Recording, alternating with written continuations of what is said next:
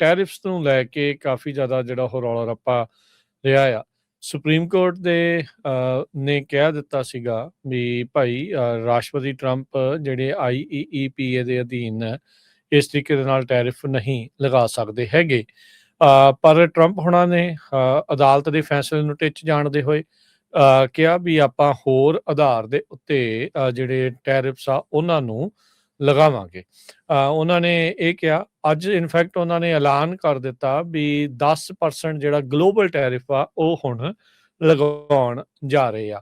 Supreme court ਦਾ ਗੁੱਸਾ ਸਾਰਿਆਂ ਦੇ ਉੱਤੇ ਕੱਢ ਰਹੇ ਆ, ਜਿਹੜੇ ਚੱਲ ਰਹੇ ਆ ਉਹਦੇ ਉੱਤੇ 10% ਐਕਸਟਰਾ ਇਹਨਾਂ ਨੇ ਇਹ ਆਖਿਆ ਆ ਜਾਂ ਕੋਈ ਡਿਫਰੈਂਟ ਇਸ ਦੇ ਵਿੱਚ ਹੈਗਾ ਆ। ਸੋ ਇਹ ਦੇਖਣ ਵਾਲੀ ਗੱਲ ਹੋਊਗੀ ਜਾਂ ਪੁਰਾਣੇ ਜਿਹੜੇ ਉਹ ਲੱਥ ਗਏ ਆ ਤੇ ਉਹਨਾਂ ਦੀ ਥਾਂ ਦੇ ਉੱਤੇ 10% ਟੈਰਿਫ ਜਿਹੜਾ ਉਹ ਲੱਗ ਰਿਹਾ ਆ, ਇਸ ਦੇ ਉੱਤੇ ਕਲੈਰਿਟੀ ਨਹੀਂ।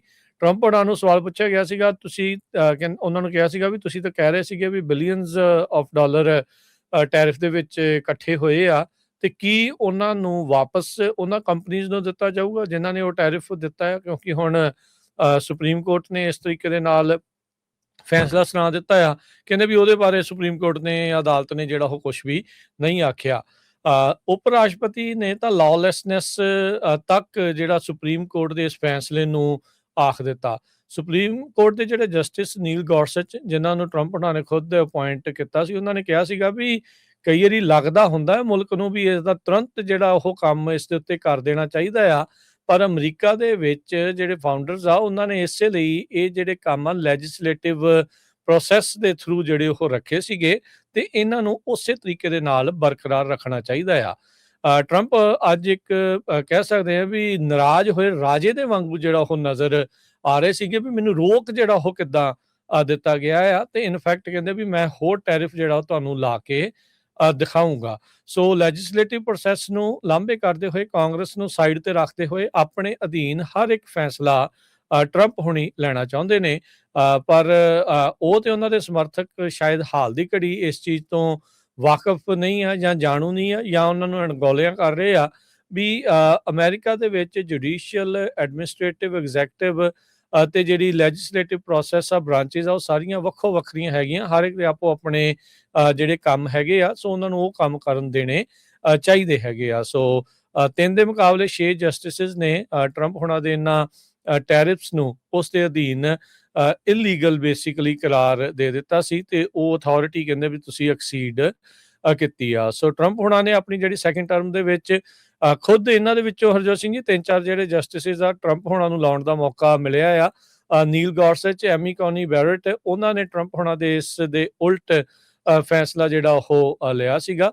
ਸੋ ਹੁਣ ਦੇਖੋ ਕੀ ਹੁੰਦਾ ਆ। ਸੋ ਉਹਨਾਂ ਨੇ ਜਸਟਿਸਿਸ ਦੀ ਕਾਫੀ ਇੱਕ ਹਿਸਾਬ ਦੇ ਨਾਲ ਕਹਿ ਲਓ ਵੀ ਆਲੋਚਨਾ ਕਰਦੇ ਹੋਏ ਇਸ ਪੂਰੇ ਫੈਸਲੇ ਨੂੰ ਜਿਹੜਾ ਉਹ ਮਾੜਾ ਹੀ ਆਖਿਆ ਹੈਗਾ ਆ। ਜੀ ਬਿਲਕੁਲ। ਸੋ ਟਰੰਪ ਉਹਨਾਂ ਨੇ 10% ਜਿਹੜਾ ਟੈਰਿਫ ਆ ਉਹ ਹੋਰ ਲਾ ਦਿੱਤਾ ਹੈਗਾ ਆ ਵੱਖ-ਵੱਖ ਮੁਲਕਾਂ ਦੇ ਉੱਤੇ, ਕਈ ਚੀਜ਼ਾਂ ਦੇ ਉੱਤੇ, ਜਿੱਦਾਂ ਸਟੀਲ ਵਗੈਰਾ ਆ, ਉਹ ਉਹਨਾਂ ਚੀਜ਼ਾਂ ਦੇ ਉੱਤੇ ਉਹਨਾਂ ਨੇ 10% ਟੈਕਸ ਹੋਰ ਲਾ ਦਿੱਤਾ ਹੈਗਾ। ਸੋ ਹੁਣ ਪਤਾ ਨਹੀਂ ਉਹ ਸੁਪਰੀਮ ਕੋਰਟ ਦਾ ਡਿਸੀਜਨ ਜੋ ਆ ਉਹ ਮੰਨਣਗੇ ਜਾਂ ਨਹੀਂ, ਪਰ ਜਿਸ ਤੁਸੀਂ ਦੱਸਿਆ 6 ਦੇ ਮੁਕਾਬਲੇ 3 ਦੇ ਨਾਲ, ਜਿਹਦੇ ਵਿੱਚ ਜਸਟਿਸ ਜੌਨ ਰੋਬਰਟਸ ਆ, ਉਹਨਾਂ ਨੇ ਰੂਲ ਕੀਤਾ ਵੀ ਟਰੰਪ ਉਹਨਾਂ ਨੇ ਆਪਣੀ ਅਥਾਰਟੀ ਨੂੰ ਐਕਸੀਡ ਕੀਤਾ ਹੈਗਾ। ਸੋ ਉਹ ਉਹਨਾਂ ਦੇ ਕੋਲ ਪਾਵਰ ਨਹੀਂ ਸੀਗੀ, ਪਰ ਟਰੰਪ ਉਹਨਾਂ ਨੇ ਹੁਣ ਹੋਰ ਜਿਹੜਾ ਮੁੱਦੇ ਦੇ ਤਹਿਤ 10% ਟੈਰਿਫ ਵਧਾ ਦਿੱਤਾ ਹੈਗਾ।